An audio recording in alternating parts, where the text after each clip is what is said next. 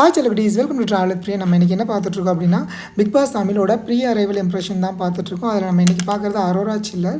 So இவங்க deserving கண்டஸ்டண்ட்டான்னு கேட்டால் எனக்கு தெரிஞ்சு இல்லைன்னு தான் சொல்லுவேன். ஏன்னா வந்து ஒரு ஃபேம் அவங்க எப்படி வாங்கினாங்க நிறைய பேருக்கே தெரியும். லைக் சப்ஸ்கிரிப்ஷன், இந்த இன்ஸ்டாகிராமில் சப்ஸ்கிரிப்ஷன் இருக்கிறது, இதை வச்சு காசு பார்க்கலாம், லட்சக்கணக்கில் பார்க்கலாம் அப்படின்னு ஒரு பெரிய லீட் கொடுத்தது இவங்க தான். இதை வச்சு இப்போ நிறைய பேர் வந்து பார்த்துட்ருக்காங்க. ஈவன் தர்ஷா குப்தா வேறு இப்போ ரீசெண்டாக போட்டிருந்தாங்க வீடியோ, டேலண்ட்டுக்கு இது கிடைக்க மாட்டேங்குது, இப்போ ரெகனைசேஷன் கிடைக்க மாட்டேங்குது அப்படின்னு. அந்த மாதிரி தான்.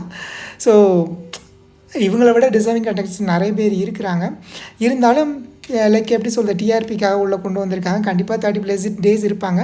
அவங்க சிஸ்டர் வந்து லாஸ்ட் டைம் வந்து கேம் ரொம்ப லேட்டாக ஸ்டார்ட் பண்ணாங்க. But she is really smart. So அந்த மாதிரி இவங்களும் கண்டிப்பாக ஒரு ஸ்மார்ட்டான பர்சன் தான்.